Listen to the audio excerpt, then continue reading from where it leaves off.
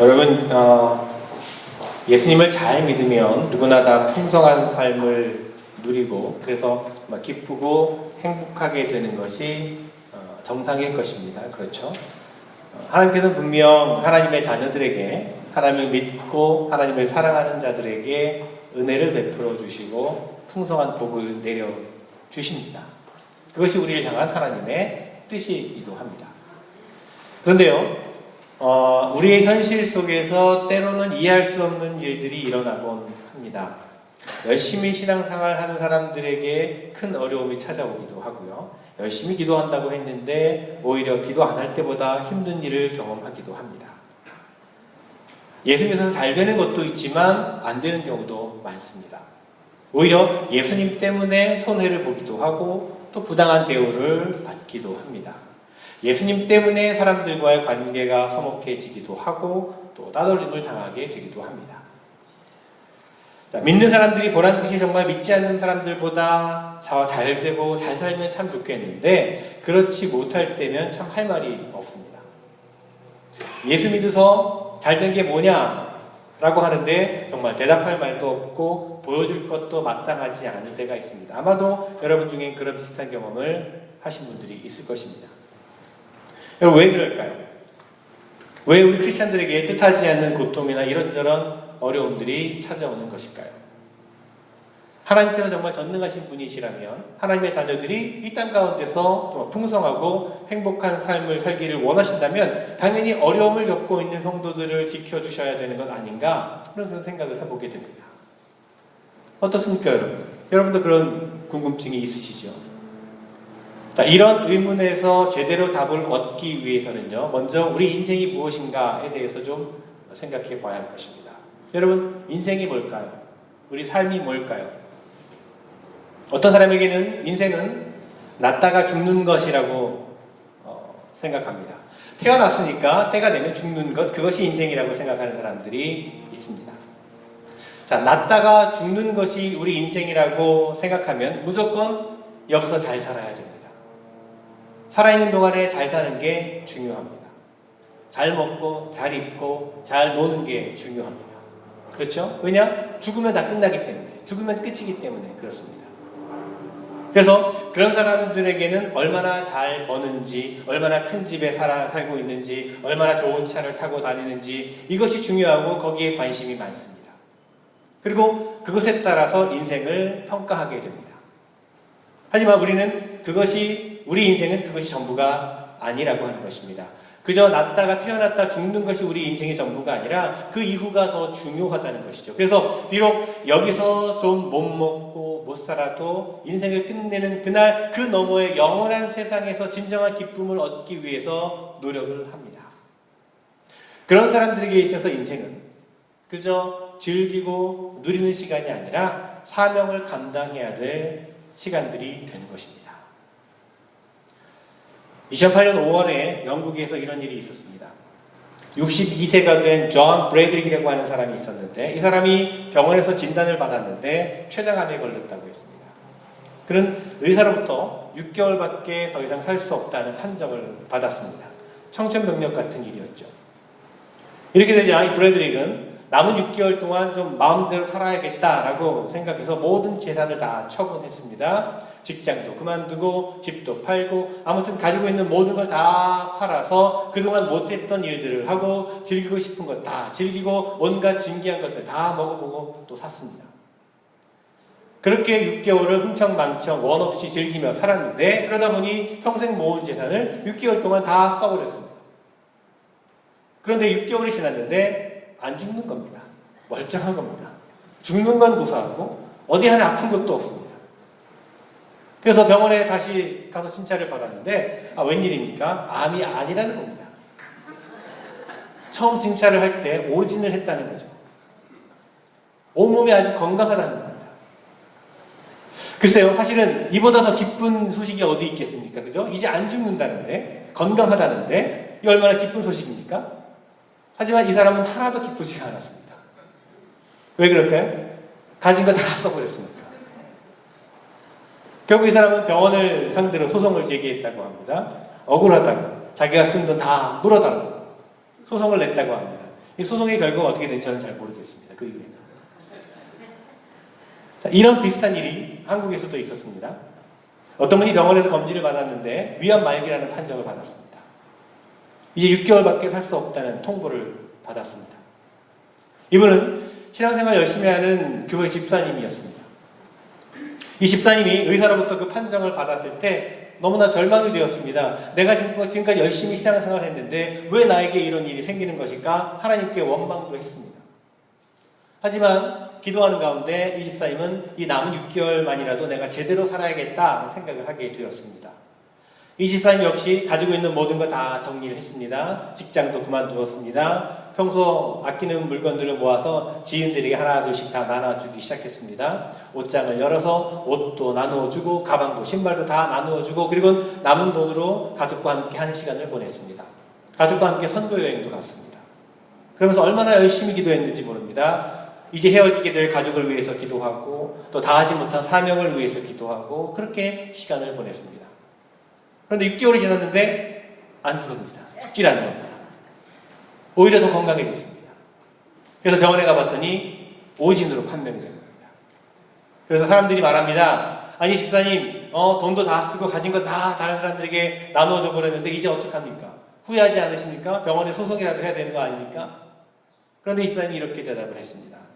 아니요, 하나도 아깝지 않습니다. 병원에 대한 원망도 없습니다. 오히려 생각해보니 지난 6개월처럼 그렇게 진지하게 인생을 제대로 산 때가 없었던 것 같습니다. 그래서 사실은 정말 감사하답니다. 이제야말로 제 남은 인생 어떻게 살아야 될지 확실하게 알 수 있을 것 같습니다. 그렇게 대답을 하더랍니다. 그래서 여러분, 똑같은 어려움의 시간이었지만 이 두 사람은 전혀 다른 것을 깨달았습니다. 존 브래드릭은 그 시련을 통해서 절망만 남고 원망만 남고 증오만 남았는데 이 집사님은 오히려 감사를 배우게 된 것이죠. 왜 그럴까요? 인생을 바라보는 눈이 달랐기 때문입니다. 존 브래드릭은 인생이란 그저 살아있는 동안 잘 먹고 잘 노는 게 인생이라고 생각한 것입니다. 그래서 남은 6개월 동안 무조건 잘 먹고 잘 놀아야만 했습니다. 하지만 그 집사님에게 있어서 인생은 그저 태어났다가 죽는 것이 인생이 아니었습니다. 그 이상 의미 있는 것이 인생이라고 생각했던 것입니다. 그 이후가 있음을 생각하는 것이죠. 그래서 진지하게 떠날 준비를 잘한 것입니다. 그렇습니다, 여러분. 우리 인생은요, 그냥 태어났다가 죽는 것이 인생이 아닙니다. 현명한 사람은요, 떠날 준비를 잘하는 사람입니다.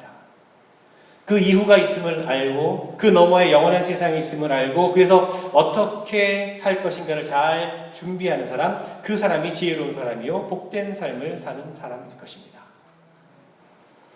오늘 우리가 읽은 히브리서는요, 크리스찬들이 극심한 박해 가운데 있었던 상황 가운데 쓰여진 책입니다. AD 60년경에 그러니까 로마의 그 유명한 네로 황제가 다스리던 그 무시무시한 시기에 기록된 말씀입니다. 네로 황제는요, 정말 무서운 사람이었습니다. 자기 어머니까지 죽이고 얼마나 많은 사람을 죽였든지 하여튼 마음에 거슬리는 사람이라면 다 무조건 죽였던 사람이었습니다. 심지어 로마 도시에 큰 불을 질러서 수많은 사람들을 죽게 했던 정말 끔찍한 사람이었습니다. 네로 황제가 왜 로마에 불을 질렀는지 아십니까? 그냥 불이 타는 것이 보고 싶었기 때문이랍니다. 그렇게 활활 타오르는 불길을 보면서 시를 쓰고 싶었다고 합니다. 정말 정신이 나간 사람이죠. 그런데 문제는 그렇게 불을 지르고 나자 백성들이 네로 황제를 원망하기 시작했습니다. 그래서 금방이라도 반란이 일어날 것 같았습니다. 그래서 네로는 예수 믿는 사람들이 로마에 불을 질렀다라고 그렇게 누명을 씌우게 됩니다. 그리고는 정말 무자비하게 크리스천들을 박해했습니다. 원형장에서 로마 시민 수만 명을 모아놓고는 그들이 보는 앞에서 크리스천들을 화형시키고 사자와 싸움을 시켜 잡아먹히게 하고 하여튼 정말 끔찍하게 박해를 가했습니다. 히브리서는 바로 그때 쓰여진 말씀입니다. 무서운 박해가 몰아닥치고 수많은 그리스도인들이 피를 흘리며 죽어갈 때 쓰여진 말씀입니다. 안타까운 사실은 그렇게 박해가 심하게 되자 믿는 성도들이 자신의 믿음을 버리기 시작했다는 것입니다. 너무 무서운 박해가 몰아닥치니까 믿음이 약한 사람들이 하나 둘씩 넘어지기 시작한 것입니다. 그들은 아무리 생각해도 이해할 수가 없었습니다. 하나님이 정말 살아계시다면 왜 보고만 계시는 것일까? 왜 우리가 당하는 고통을 그냥 두고 계시는 것일까? 왜 빨리 구해주지 않으시는 걸까? 이해할 수 없었습니다. 여러분, 우리가 우리 인생을 흔히 마라톤 경주에 비유를 합니다. 마라톤은요, 먼 길을 달리는 경주이죠. 이 마라톤 경주는 철저하게 혼자 하는 것입니다. 일단 경주에 임한 선수는요, 누구도 도와줄 수가 없습니다. 처음부터 끝까지 혼자 달려가야 합니다. 아무리 그를 사랑하는 사람이라 해도 경주를 하고 있는 그 순간만큼은 오직 지켜보기만 할 뿐입니다. 설령 너무 힘들어서 중간에 넘어지고 쓰러진다고 해도 곁에 있는 사람들은 그저 응원만 해줄 뿐입니다. 어서 일어나라고, 일어나서 다시 달리라고. 여러분 한번 생각해 보십시오. 정말 그를 사랑한다면 이제 그만 뛰라고 해야 되지 않을까요? 그만하고 쉬라고 해야 되지 않을까요? 달려가서 그를 일으켜 세우고 경기장 밖으로 데리고 나와서 마사지도 해주고 먹을 것도 주고 물도 줘야 되지 않을까요? 그렇게 힘들어하는데, 넘어졌는데. 그런데도 왜 일어나라고 계속 뛰라고 그렇게 응원하는 것일까요? 그것은 경기이기 때문에 그렇습니다. 끝까지 경기를 마쳐야 하기 때문입니다. 이겨야 하는 것이기 때문입니다. 이기고 났을 때, 끝까지 뛰고 났을 때에 그때 주어질 기쁨이 얼마나 큰 것인지 알기 때문입니다. 그것은 무엇과도 바꿀 수 없는 소중한 것입니다. 또한 그것은 그 누구도 대신 해줄 수 없는 자기 자신만의 것이기 때문입니다. 그렇습니다, 여러분. 그것이 인생입니다. 마라톤처럼 끝내 혼자일 수밖에 없는 자기 자신만의 경주, 그것이 우리의 인생입니다. 하나님께서는 그런 우리 인생을 늘 지켜보고 계시고 언제나 우리를 응원해 주시는 분이십니다. 처음부터 끝까지 함께 하시며 나를 너무나 사랑하시기에 가장 크게 격려해 주시고 응원해 주시는 분이 우리 하나님이십니다. 오늘 히브리서 12장 1절 말씀을 봅니다. 이러므로 우리에게 구름같이 둘러싼 허다한 증인들이 있으니 모든 무거운 것과 얽매이기 쉬운 죄를 벗어버리고 인내로써 우리 앞에 당한 경주를 하며 우리 인생은 경주라는 것입니다. 마라톤과 같은 경주라고 하는 것입니다. 이 경주에서 승리하기 위해서는, 끝까지 달려가기 위해서는 모든 무거운 것과 얽매이기 쉬운 죄를 벗어버려야만 합니다. 만약에 여러분 마라톤 경주를 한 사람이 무거운 짐을 지고 간다면 승리할 수가 없습니다. 끝까지 완주하기 어렵습니다. 아무리 값비싼 옷이라 할지라도 벗어버리지 않으면 달릴 수가 없는 것이고, 아무리 비싼 신발을 신어도 벗어버리지 않으면 달릴 수가 없는 것입니다. 그렇습니다. 다 내려놓고 벗어버려야 한다는 것입니다. 우리 인생의 경주에는요, 이렇게 내려놓아야 될 많은 무거운 것들이 있습니다. 걱정과 근심과 욕망과 절망과 두려움과 하여간 가지고 있으면 제대로 달릴 수 없는 무거운 것들이 우리 인생에 너무나 많이 있습니다. 뿐만 아니라 갖가지 유혹이 우리에게 있습니다. 여러분, 마라톤을 한 사람들을 위해 이렇게 길목마다 음료수들이 놓여 있지 않습니까? 하지만 거기에 빠져버리면 안 됩니다. 아무리 시원한 물이라 할지라도 벌컥벌컥 다 마셔버리면 절대 달릴 수가 없습니다. 그저 입만 축이고 말아야지 멈춰서서 다 마셔버리면 더 이상 달릴 수가 없게 됩니다. 그것이 유혹이라는 겁니다. 여러분, 우리 인생이 유혹의 발목이 잡혀버리면 끝내 사명은 감당할 수 없게 되는 것입니다. 자칫하다 보면 그저 평생 먹고 마시고 즐기다가 인생이 끝나버리기 때문입니다. 그런데 이 무거운 짐을 내려놓으면, 이 유혹을 이겨내려면 어떻게 해야 할까요? 우선 우리보다 앞서간 많은 믿음의 선배들을 바라보는 눈, 그 눈이 열려져야 한다는 것입니다. 오늘 히브리서 말씀은 우리에게 구름같이 둘러싼 허다한 증인들이 있으니 라고 말합니다. 그렇습니다. 여러분, 성경을 보면 얼마나 많은 신앙의 선배들이 있는지 모릅니다. 아브라함, 이삭, 야곱, 요셉, 모세, 여호수아, 다윗, 이사야, 베드로, 바울, 하여간 셀 수도 없이 많은 신앙의 선배들이 있습니다. 성경뿐만이 아닙니다. 우리 교회 역사를 보면 또 얼마나 많은 믿음의 영웅들이 있는지 모릅니다. 아니, 사실은 우리 주변에도 우리의 영의 눈을 열고 보면 너무나 많은 신실한 믿음의 선배들이 많이 있습니다. 그들을 가리켜 히브리서 기자는 구름같이 둘러싼 허다한 증인들이라고 말하는 것입니다. 그들이 바로 인생의 경주, 인생의 마라톤에서 앞서 달려간 신앙의 선배들이기 때문입니다. 그들처럼 해야 한다는 것입니다. 그들처럼 기도하고 그들처럼 충성해야 합니다. 그리고 그들처럼 인내해야 한다는 것입니다. 우리 인생은 나에게 맡겨주신 사명, 그 사명을 감당하기 위해 날마다 견디고 인내하며 앞으로 나아가는 것입니다. 그것이 우리의 인생입니다. 그런데 여기서 우리가 알아야 될 중요한 사실은 뭐냐면 무조건 달리기만 한다고 다 되는 것은 아니라는 것입니다. 가장 중요한 것, 더욱 중요한 것은 방향을 제대로 잡고 달려야 한다는 것입니다. 방향을 제대로 알고 달려야 합니다. 죽어라고 달렸는데 엉뚱한 길로 갔다면 그건 오히려 안 달릴만 못합니다. 출발하지 않은 만도 못하는 결과가 나오게 됩니다. 왜냐하면 달린 것만큼 다시 되돌아야만 하기 때문이죠. 여러분, 이런 사람들이 얼마나 많이 있는지 모릅니다. 방향을 제대로 잡지 못하고 달리는 인생이 얼마나 많이 있는지 모릅니다. 열심히 살기는 살았는데 남은 것은 허무한 뿐인 사람들이 많습니다. 평생 열심히 일해서 모으고 또 모아서 큰 재산을 남겼지만 정작 영원한 삶을 위해서는 아무것도 남기지 못한 그런 사람들. 평생 노력해서 높은 자리까지 올라갔지만 결국은 허무함만 남는 그런 인생들. 그렇게 방향을 잡지 못해서 엉뚱한 것을 향해 달려간 사람들이 너무나 많이 있다는 것입니다. 그래서 오늘 히브리서 기자는 이렇게 말합니다. 2절 말씀 봅니다. 믿음의 주요 온전하게 하신 이 예수를 바라보자. 그는 그 앞에 있는 기쁨을 위하여 십자가를 참으사 부끄러움을 개의치 아니하시더니 하나님 보좌 우편에 앉으셨느니라. 여러분, 누구를 보고 뛰어야 합니까? 어떤 방향으로 나아가야 됩니까? 예수를 바라보고 뛰어야 한다는 것입니다. 열심히 살았어도 인생에 남는 것이 하나도 없다고 하는 이유는 예수님이 아닌 다른 것을 보고 뛰었기 때문입니다. 성공을 위해서 달리고 돈과 자리와 명예와 인기를 위해서 달려가고 달리기는 정말 열심히 달렸지만 끝내 붙잡은 건 하나도 없는 그런 인생이 되고 말다는 것입니다. 또한 열심히 산다고 하면서도 자꾸만 넘어지고 절망하는 이유 역시 마찬가지입니다. 예수를 보고 달려가야 되는데 그래야 힘이 나고 그래야 일어설 수 있는데 그러지 못한 것입니다. 여러분, 우리 믿음의 길은 결코 쉬운 게 아닙니다.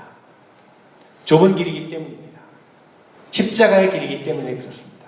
그래서 신앙생활을 잘 하다가도 중간에 낙심하고 절망하는 사람들이 얼마나 많이 있는지 모릅니다. 어려움을 이겨내지 못하고 넘어지는 사람들이 많이 있습니다. 그럴 때 바라보아야 할 분이 바로 예수님이라는 겁니다. 믿음의 주요 온전케 하시는 분, 우리에게 진정한 믿음과 기쁨을 주시는 분은 바로 예수님이시기 때문입니다. 예수님을 바라보아야 합니다.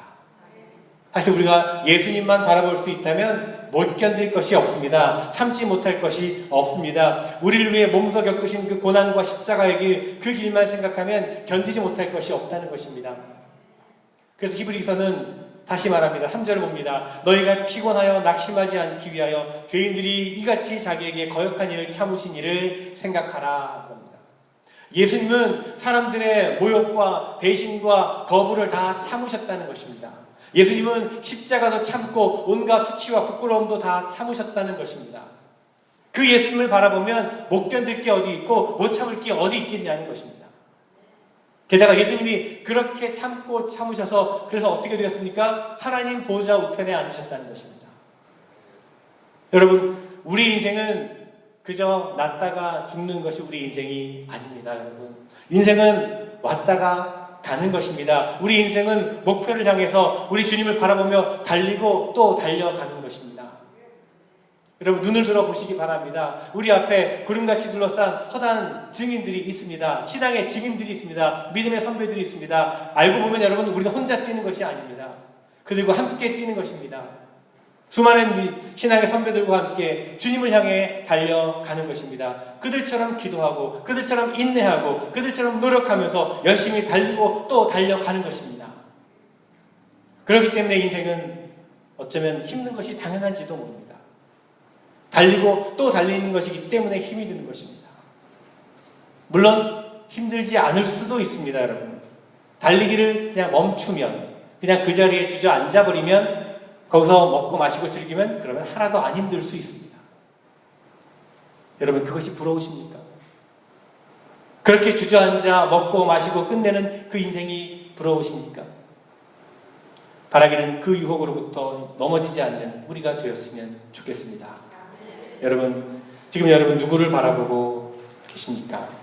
믿음의 주요 온전케 하시는 주님을 바라보고 계십니까? 그러면 달려갈 수 있을 것입니다.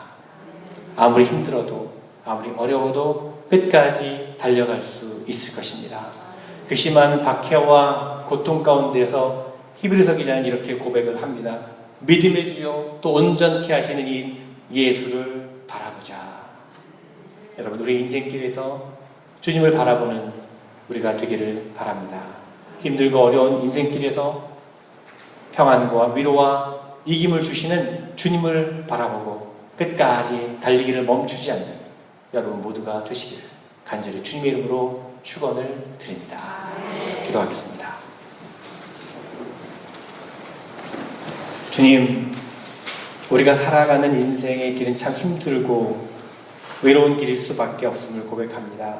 그 인생의 길에서 저희도 주님만 바라보며 나아가게 하여 주시옵소서.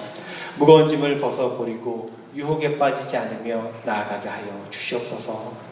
괴로울 때, 힘들고 지치고 넘어질 때 우리를 일으켜 주시고 위로해 주시며 새로운 힘과 용기를 주시는 주님을 바라보고 나아가는 저희들 되게 하여 주시옵소서. 끝까지 인내하며 달려가는 저희들의 인생이 되게 하여 주시옵소서. 그저 났다가 죽는 것이 아닌 왔다가 가는 우리 인생길 그 너머에 예비된 영원한 하나님의 나라를 소망하며 오늘 하루도 달려갈 길을 달려가는 매일매일의 삶이 그렇게 주님을 바라보고 달려가는 삶이 되게 하여 주시옵소서. 예수 그리스도 이름으로 기도드리옵나이다.